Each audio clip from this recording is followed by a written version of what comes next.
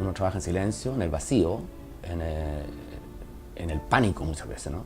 Porque estás enfrentado a una cosa en blanco, que es plana, y lo que tú tienes que contar es mucho, y en muchas dimensiones. La dimensión del pasado es una, la dimensión del dibujo y de la composición es otra.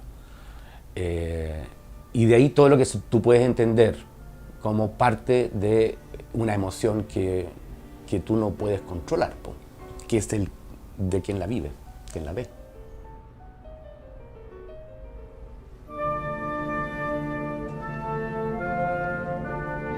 Yo siento que el ser humano hoy día está involucionando, ¿no? No está evolucionando. Por último, si uno dijera, no, siempre el ser humano está evolucionando, por último evolucionemos, estamos evolucionando hacia nuestra autodestrucción, estoy de acuerdo, pero sin embargo con ciertos elementos, ciertas cosas que pasan en la historia, hoy día yo siento que estamos involucionando, es como que el ser humano se quedó pegado en algo, ¿no?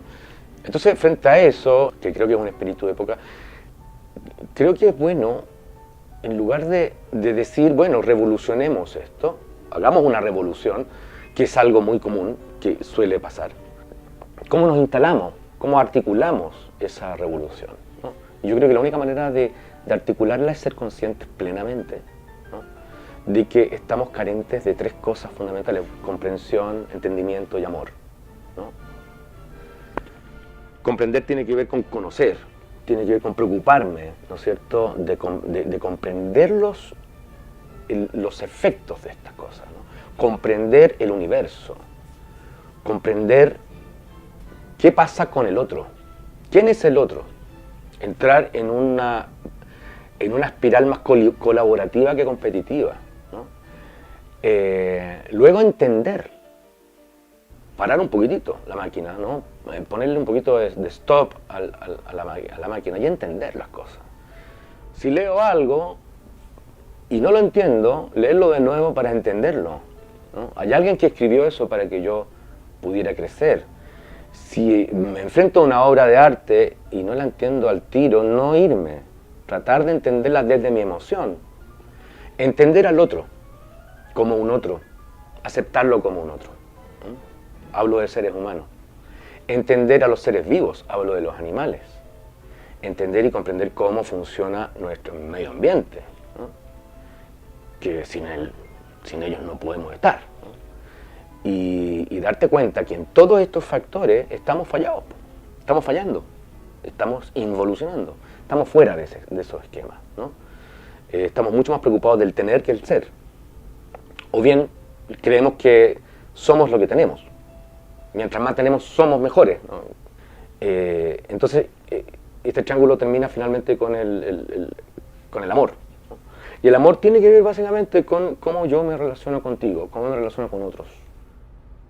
Las tribus, los seres humanos que están constituidos en tribus, en comunidades, se respetan, se toleran, tratan de ser lo más equitativos y son iguales ante la ley cuando entienden ciertos símbolos, ¿no? Cuando entienden y respetan ciertos símbolos. Eso lo hemos perdido.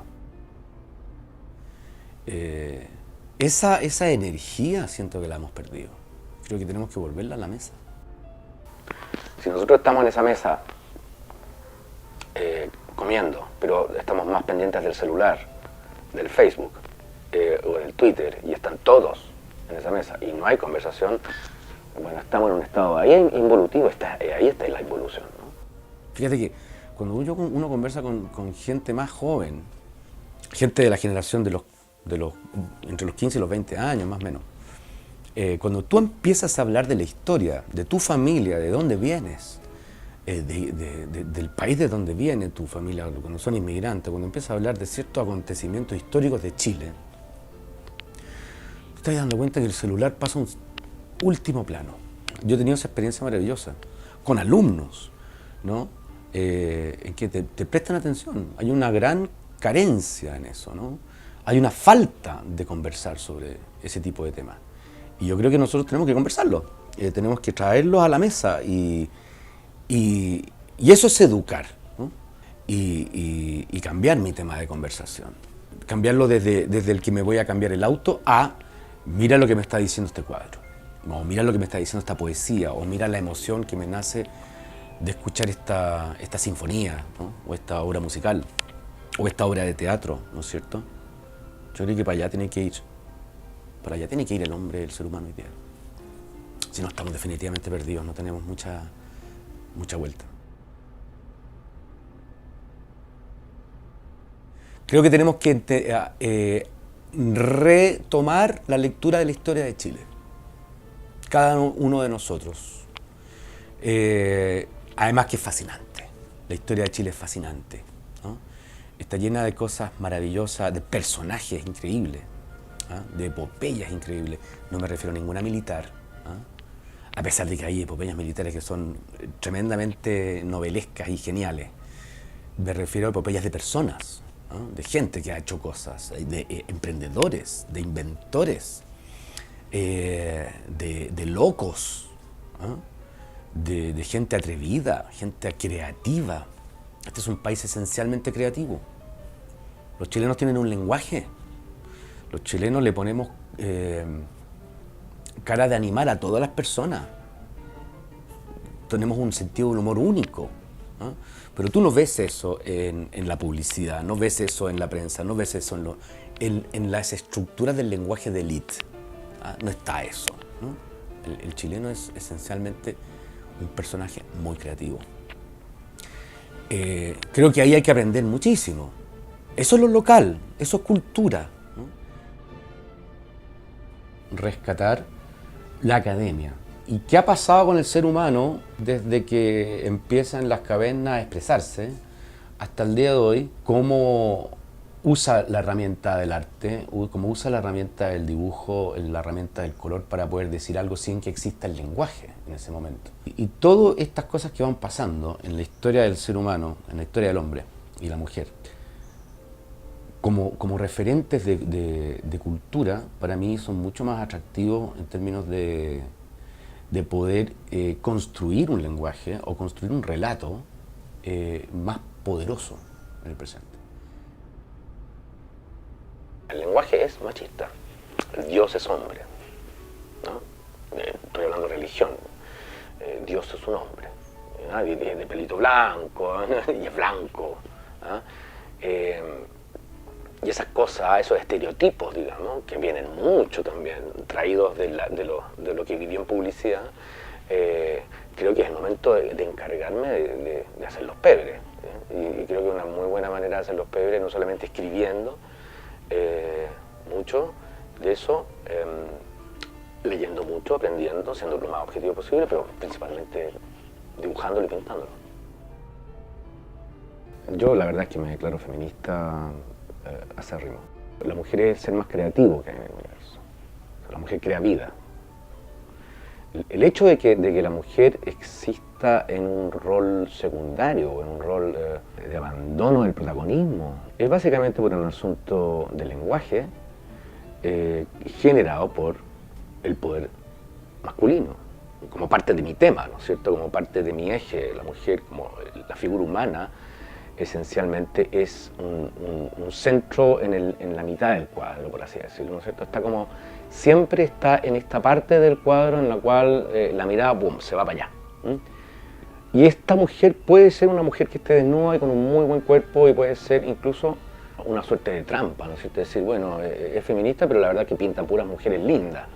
Yo creo que hay una influencia importante que traigo de mis años de publicista, ¿no? De publicidad.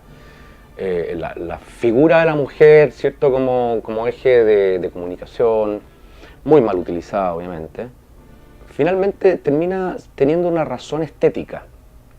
Y esa razón estética yo la estoy trayendo nomás a los cuadros. Pero también estoy metiendo mucho el tema del erotismo desde el ser mujer, sin ser yo mujer. Sutil, pero con bastante personalidad. Entonces, para mí las mujeres son el eje creativo del universo, son protagonistas perdidos en la historia, y creo que es el momento que sean rescatadas de ese silencio, ¿no es cierto? Y de ese apabullamiento cultural, ese ninguneo además, que no es otra cosa más que un pánico a perder poder de parte del hombre. A mí me interesa mucho más el pasado que el presente, porque finalmente el presente es una actitud natural cuando uno trabaja en el presente. Entonces todos los datos informativos de contenido o de influencias o de inspiración, uno los tiene todos los días finalmente. Una de las cosas que me mueven o me movilizan en el trabajo mío es que los relatos son parte de un guión y ese guión preconcebido tiene mucho que ver con cómo se percibe la realidad por otros que no son artistas, ¿no?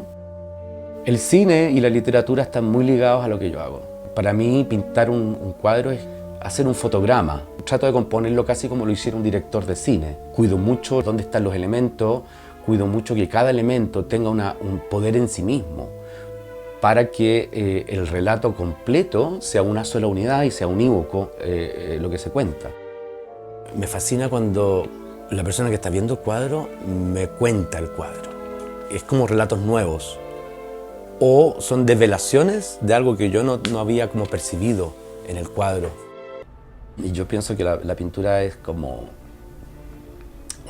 una suerte de hacer filosofía sin tener la necesidad de mostrar a lo mejor alguna tesis, ¿no? Pero sí la necesidad de poder volcar inquietudes de pensamiento que vienen desde una emoción o algo que te gatilla o alguna experiencia, ¿no es cierto?, que te tocó vivir. Porque a partir de las emociones el ser humano cambia. Eso está requete probado.